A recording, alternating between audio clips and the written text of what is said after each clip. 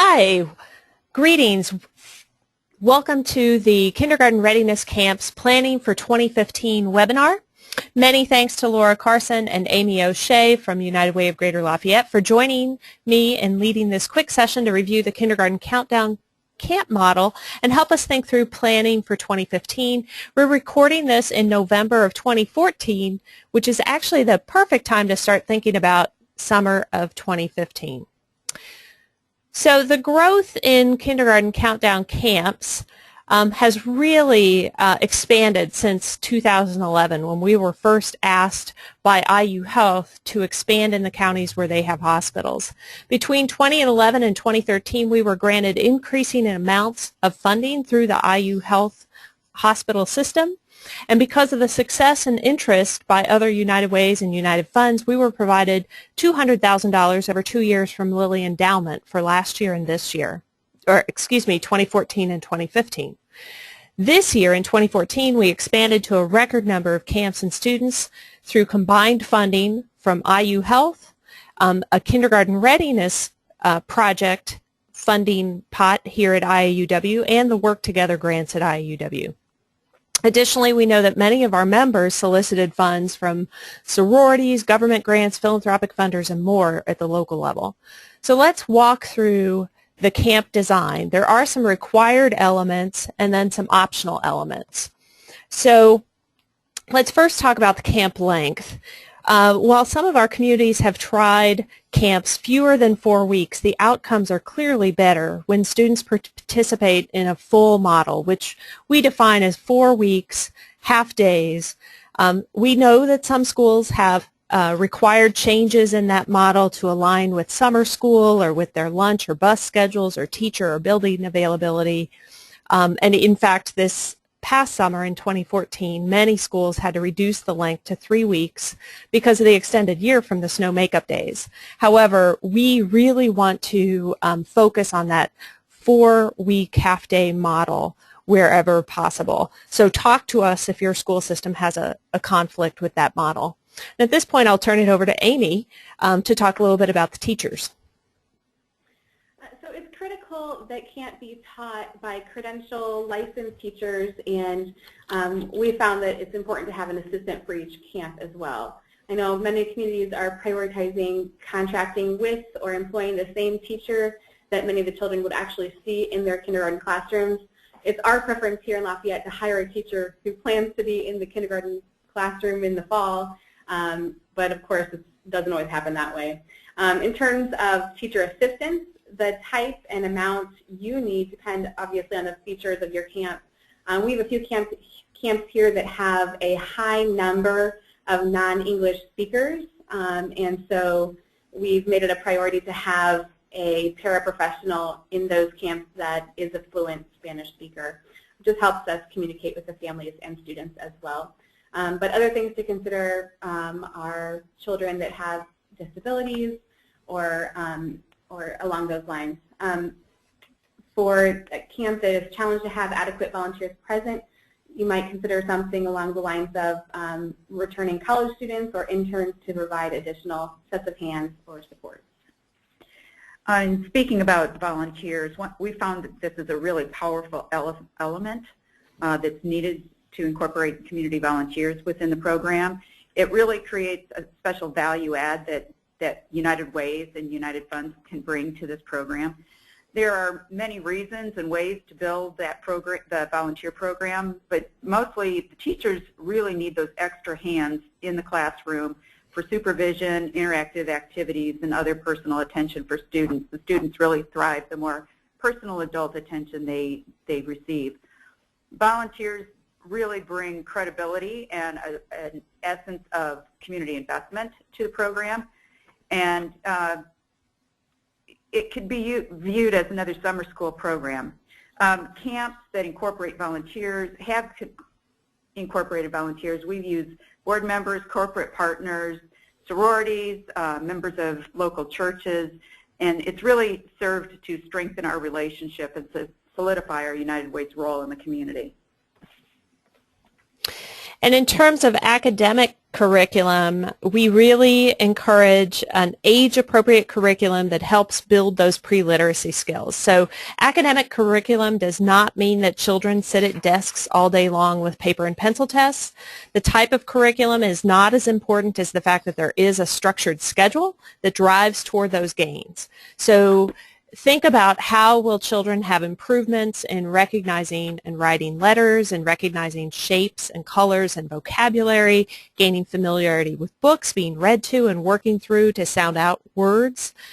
For new programs who maybe don't have experience, the camps have actually purchased a Cozy Corner curriculum through Scholastic as a model.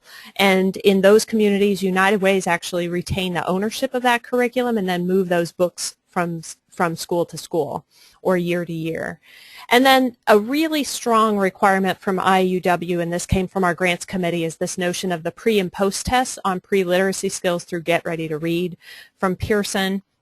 We know that teachers and schools conduct other assessments, whether it's iStar-KR or Brigance or Peabody or some other homegrown observation tool. You can do this, and we encourage that.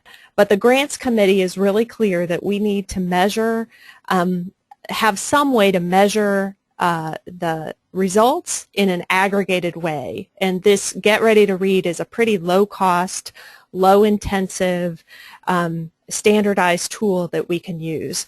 Ideally, we would love to get to a standardized kindergarten assessment that is adopted statewide, but we know that some schools are not there yet. And they also, those kind of assessments usually require lengthy observations and consistent reporting by the teacher. So the Get Ready to Read assessment allows you to train 1 or 2 or 3 volunteers or staff to perform all the assessments on the same days, usually around the first, second, or third day, and then the last 2 days. And it's absolutely critical that the same trained and impartial staff or volunteer conduct the assessments in the same classrooms. And logistically, it may be that you have desks outside the classroom and you pull kids out one at a time. It takes about 5 to 10 minutes per child. You complete the score sheet reporting the age and the number correct, and I'm going to just show you what one of those score sheets looks like. This is a summary tool right here, and you can see what actually gets reported, and then when it gets, you can send that to us, or ideally you put that into a spreadsheet for yourself and then report it to us. I don't know if Laura or Amy, you want to add anything about the importance of that consistency. I will just say we've played with different models before and just have found that it's best to have the same person give the pre and post test. Sometimes we do have difficulty getting all students to have that pre and post test. Some drop out of camp or something along those lines, but having the same person has been really helpful for us. Great. And having it be an impartial person is really important. We found in past experience that we have very sympathetic volunteers who would coach the children, and so that pre-test didn't really show what the child was capable of. Thank you. So there are some other camp design elements that are optional but are really popular around the state, and it really varies depending upon the unique situation in your own community. So obviously a lot of camps will align with the summer school program, being able to take advantage of a school building being open, maybe the breakfast and lunch program being served, or bus transportation. Bus transportation is one of the highest costs of a camp, often equal or higher to the cost of a teacher if it's contracted separately. So some camps have determined that transportation is really necessary to reach the target audience, and it also provides that parent and student a good first experience with busing, but it may not be necessary. Not all of our camps use it. Meals and snacks are also a really important part of the program because often these children are from lower income households, and it's particularly if you're in school systems with high free and reduced lunch, you should explore whether breakfast and lunch programs may be an option for you. If not, use some creative solutions with our local food banks or even our hospitals, nursing homes to provide and prepare the meals at a reduced cost. Our our food bank has a summer feeding program, and we've been able to tag into that in some instances, or tagged into the summer school schedule. The meals also provide us with an opportunity to link education with health goals, because in that we're modeling nutrition and introducing children to healthy foods. And also we found that some children may have never eaten a meal at a table in a structured setting, and so that is even important learning. We have teachers and volunteers that talk about the children learning this skill for the first time, to sit at a table and eat their meal. So many children have habits of eating in the car or eating in front of the television, and this is another way that we expand their experience. Thanks, Laura. Some of the communities make sure that each child receives a backpack and supplies. Generally, we want you to know that IUW funds don't support these costs, because we really feel that you can rally your community for donations in this area. And you might, for example, I think in DeKalb County, they targeted some businesses that had never run a campaign for that particular effort. You may look at a faith partner or a sorority or a teen club to adopt this kind of need and then recruit volunteers from that group. Some camps have also built in field trips, and again, IUW funds unfortunately can't support this additional cost of field trips, but you might be able to recruit a donor or partner to support the field trip and align it with your intended goals or outcomes. There's a lot of exciting work that's happening in the STEM development or other partners, and this is an area where you can build that parental engagement piece and model the behaviors that you want, that teachers are going to want in the future with those parents and children for field trips. As far as parent engagement, we've tried different things to get parents and families engaged, and haven't quite yet determined the best model for that. But we do know that many of our parents and families are very stressed with life, and maybe they've had difficult or poor experiences with schools in their own experiences. So the opportunity to provide a new experience for parents and families is important. I don't want to overstate it, but we do have the potential to shape how a parent might interact with their child's school, with their child's teacher. It is hard. Engaging parents is difficult. It requires additional planning, extra sets of hands, but we found that it's important to do. We generally have the last day as traditionally our parent day, and have had an extremely good call out, a good attendance of that. Teachers generally plan a song, show how they do shared reading with their students. Sometimes parents and students do a letter recognition activity together. We hand out a diploma, kind of an end of the camp celebration, which again has been very well attended. But we've also tried something new this year in having a separate day where families come, and a kindergarten teacher has kind of explained shared reading with the parents and shown examples of how to model reading and reading-related activities with their child, and that was also, it wasn't as well attended, but it was an important step into a parent engagement. Great, thank you. There's some great examples around the state. So in addition to the Get Ready to Read, there are lots of other outcomes that we're seeking with these camps. So we're going to first start talking about the scores, as well as those other outcomes around community awareness, partnership, and school readiness. Again, we want to report to our funders the aggregated information. So it's critical to the integrity that we have at least one measure, and that's this Get Ready to Read. And you can see how Lafayette used their own scores locally. We're looking both for that sort of average growth, that average increase, and then the individual increase. When we report to the funders, we're actually reporting aggregated average scores. And again, because of the time required to administer and because there's not yet agreement on a tool like iStar, KR, we're going to continue to use Get Ready to Read, but in the future we may need to report some other types of results.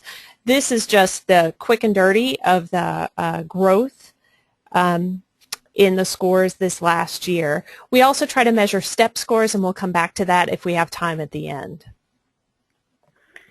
There are, in addition to the Get Ready to Read, lots of other ways students grow during camp. We may not always have ways to measure them, but we also want to increase community awareness. this is where volunteer engagement and donations seeking for certain elements can be helpful. We want to increase the number and types of partnerships, perhaps working with groups that we've not worked with before. And we found that camps really help to solidify the relationships with school leadership and the teaching community. It helps us kind of build that trust with them, and they really do find us as a trusted partner. We have tried to incorporate action-based learning, and actually this has not been difficult. Most of our teachers are already on top of that and didn't do that naturally. But we also have tried to incorporate student portfolios so that we can hand those off to kindergarten teachers or parents. And it's interesting to see parents look through their child's work and see the way that they wrote their name on the first day of camp versus the last day of camp, and it's just a different way to see that growth. There's obvious and most direct outcome that children increase their school readiness, not just in pre-literacy and academic skills, but in social, behavioral, emotional, cultural skills. We're not measuring these aspects formally yet statewide. However, several schools have developed observation tools or ways to capture anecdotes and report those to IAUW in a wrap-up report. We here have found in Lafayette that providing a parent survey and asking teachers and school staff specific questions about K-Camp have helped us gain meaningful feedback as well. Great, thank you. So the budget is a big issue, and we align that as much as we can. Here's what we describe as sort of a typical budget. And we know that some of you spend out of pocket much less than this. Some of you have spent out of pocket on a typical camp of 20 children, 4 weeks, half days, more than this. We also know that IUW does not have enough funds to support the demands in 2015. So this is why it's so important to start soliciting other funds, other partners in your local community. We've designed the Kindergarten Readiness Project pot of money to be a matching program with declining amounts in the second year. So we will have more information about the grants coming soon. The average camp, again, is about $16,000 if you incorporated all the elements and had to pay cash for most of those. Again, most camps have significant contributions by the schools or the communities, because when they provide the buses or the meals or a portion of the teacher through their summer food program or through their Title I money, it really reduces your cash contribution. But it's important to create a realistic budget and try to commit to the number of camps where you have the commitments by the schools and the volunteers. And we can come back and answer some very specific questions and show you some specific budgets toward the end. Laura?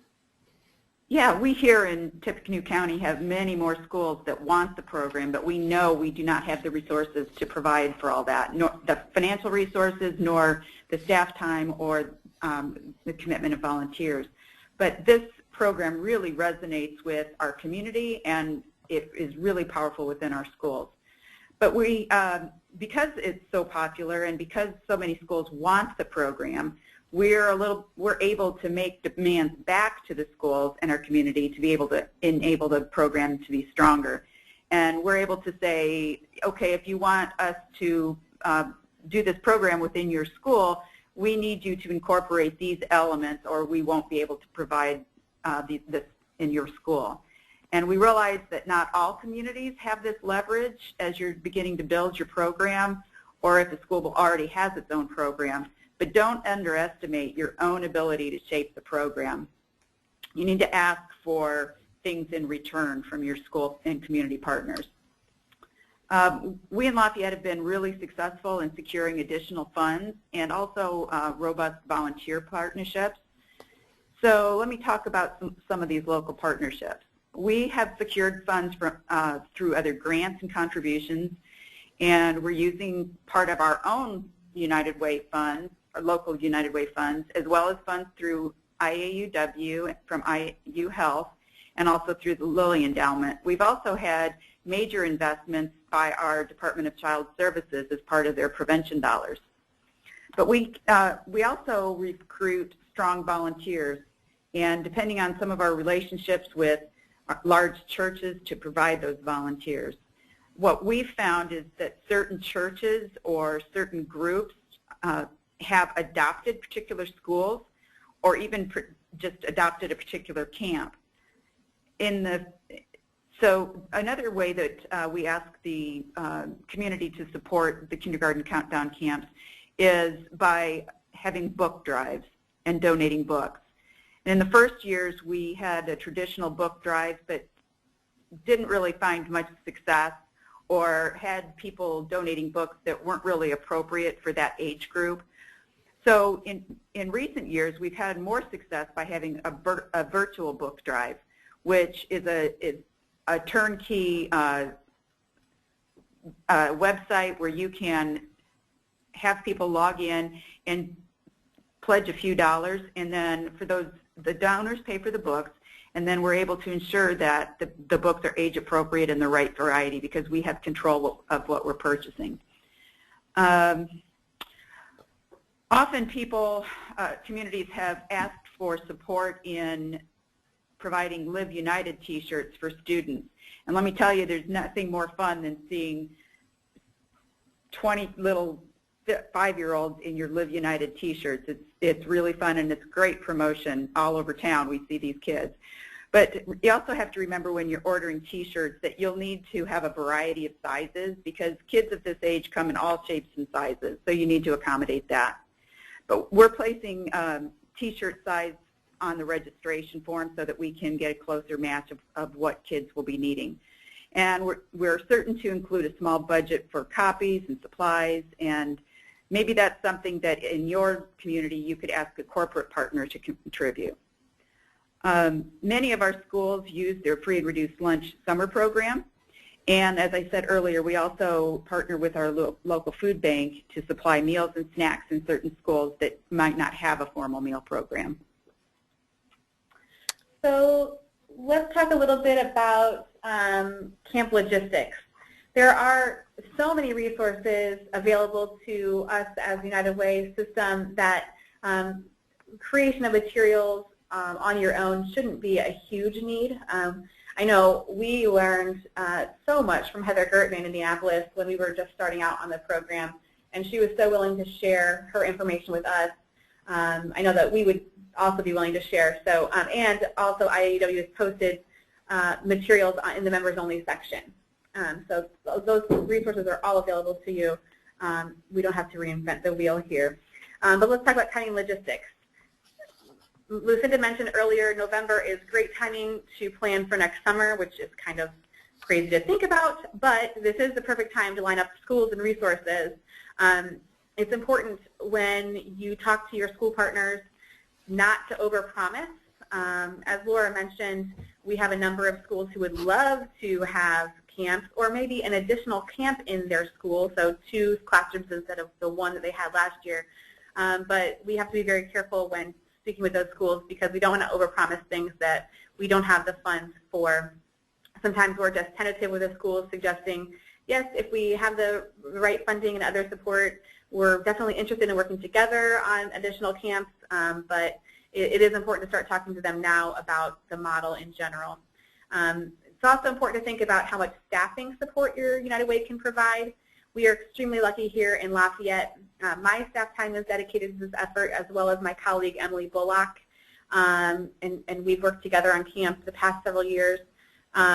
We've had an estimated, last year we had an estimated 600 hours or 15% of our annual time dedicated to K-Camp, but we also have 10 camps with 200 plus children, so it's a big undertaking for us.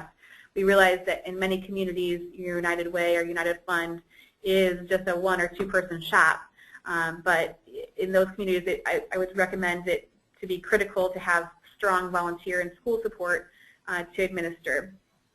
We also have strong school support and volunteer support. For example, while our United Way staff tries to attend each kindergarten roundup where we recruit families, that's a key recruitment effort for us, but there are 5 schools in 1 school corporation and only 2 or 3 United Way staff members available to attend the roundups, and all the roundups are on the same night. So we've been able to ask our veteran K-Camp teachers to kind of be our spokesperson at the roundups, and that's been incredibly helpful. We found that teachers are more than willing to step up and help us advertise and get families to attend. So reaching out and having those volunteers is great.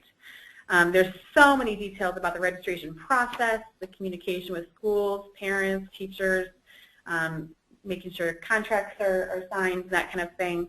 And just making making sure this program runs. But it's critical to have a point person to coordinate. So I know we've had mix-ups here and there. For example, I think we had pretty much a whole week of late buses at one school. I know I've heard of places where children have been left at bus stops or school because of miscommunication. And of course, we don't want those things to happen. We found through experience several tips and tricks that have helped us run our program more smoothly. For example, at one school, there's 2 classes of kindergarten camp, but there's also every other grade level is going to summer school. So there's 3 or 4 buses and mixed kids. And we've found that sending home, of course, we sent home a reminder for the program. School starts next week. But with that reminder, we've sent home name tags with a student name and the teacher name to help us make sure all the kiddos end up where they belong and do it pretty quickly that first couple of days. So that's been helpful. I know I've heard that there's been cases where funders have showed up with a team to volunteer and the children left on a field trip, just leaving a bad taste in the mouths of the funder and volunteers who didn't know about the change in schedule. So good planning and documentation can't prevent every situation, but it can certainly prevent most and reduce stress for everyone involved. So something to keep in mind. Great. Roger here at IEW always reminds us that it's more effective to recruit 10 quality volunteers than for one person to do the work of 10. And often in United Ways we try to be that sort of hero to all, and it's really, this is an opportunity for you to let your volunteer engagement skills shine as United Ways. So recruit those volunteers. Your board members get really excited about this. Most camps start the camp recruitment, again, as Amy said, during the kindergarten roundup period, which starts as early as January in some communities. Most hold it around February or March, with some in April.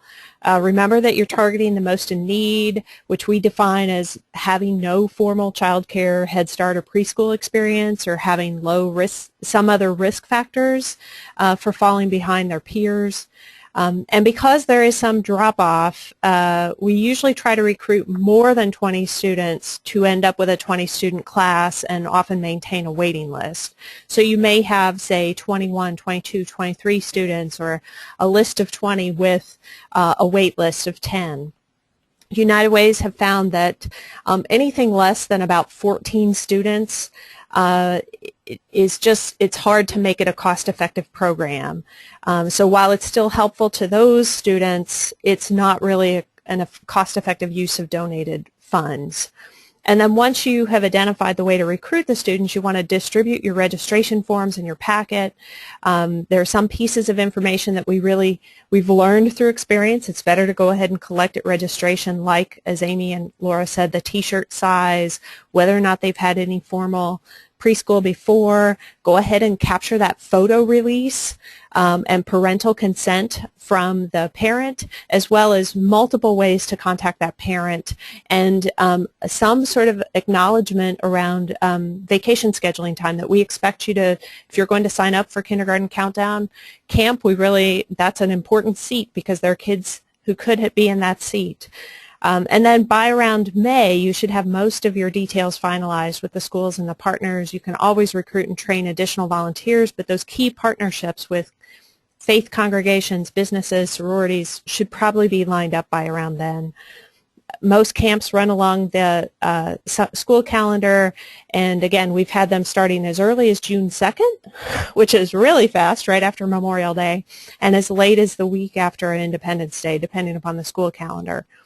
And in terms of grants, we are really hopeful that IU Health will continue to support the camps at the same level that they have in the past, and that we have the remaining KRP dollars for 2015. We also know that many United Ways have included camps in their Work Together grant proposals. So we hope that we'll be able to release the grant information in January. And again, it's always our hope that we can pull that together quickly so that you can do your planning.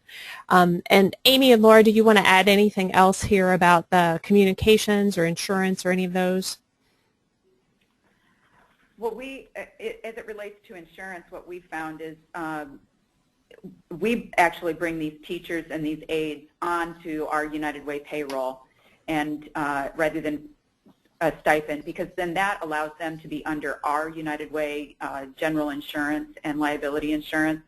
We found in the first years that many teachers, because they were outside of their contract period, it was either cost prohibitive or just flat out unable to get professional insurance and liability. So it's just made more sense for them to come on board with us. Great.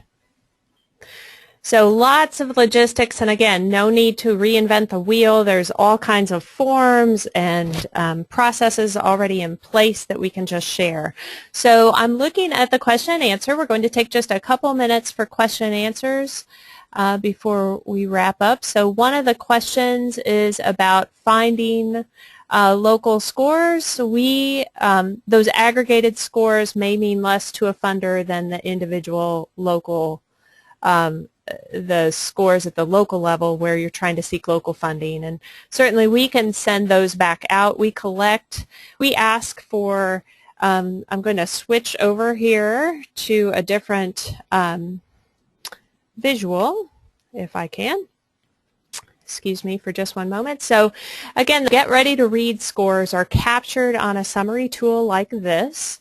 And then we ask you to provide us a individual sheet. So let me show you. Here's one school of sample scores. So this was Blackford County, where they don't provide us the names because they want to be sensitive to confidentiality. They list the age just like what's on the score, the actual pre-test, the post-test, and then they assign the STEP score, which is based on a combination of the age and the assessment. And we actually throw out all of the scores for those who did not complete because we can't compare. And then we come up with an aggregated average for that school. And then we convert all of that for the aggregated average for all of the schools. So you can see what we are trying to capture for each county are the pre-test, the post-steps, the post-assessment averages for the class. And sometimes, like with the case of Lafayette, they actually are comparing classrooms, schools, teachers. We've had non-English, English. We've had all kinds of comparisons that you can parse out. But for the purpose of our aggregated report, we're just comparing the large number, how many children start and how many children complete, and then what that average growth change is in the scores. So there's a lot that you can be doing with the scores. There are some other assessments that folks are using in terms of observational tools, and we encourage you to do that. And if you track that, we know that, for example, in Kosciuszko County, they're asking their kindergarten teachers to follow them through kindergarten. And that's a big lift for the teachers, but we're really excited that those kind of follow along are happening. So one of the next questions is that about the length of time, that for the camps actually vary depending upon the local need. So we had one community that ran 6-week camps, but it was 4 days a week, Monday through Thursday, for 6 weeks rather than the 4 weeks, Monday through Friday, half days. So it really depends on your local community, what the school availability is, and your own local preferences. And let me see how much funding will be available for 2015. Well, that's actually, we know how much we have left from the KRP dollars that were funded by Lilly. And we also know, we don't know yet how much the IU Health Grant will be, but we are hopeful that it will be at the same level, which was $90,000 last year for those communities. And then the grants committee is still reviewing a number of the Work Together grant proposals right now, and some of those, as we are aware, include some of the kindergarten camps as a part of the early education strategy for the Work Together grant. So unfortunately, I can't give you a definitive number. Last year we spent about $200,000 from IUW, and we know that that was matched locally with at least a 25% match, if not higher. We anticipate that we would love for it to be about that amount, but we think it might be more in the $180,000 range from the IU Health and the KRP dollars, and then from the Work Together grant, that is totally separate and not capped. Where can I look at the Get Ready to Read form?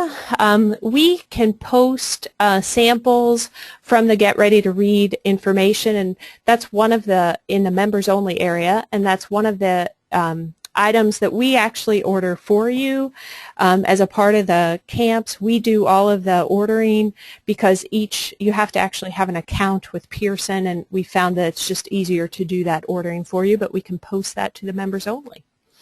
So I think I've covered all the questions that I see in the question box. Are there any other things, Amy or Laura, that occurred to you before we wrap up?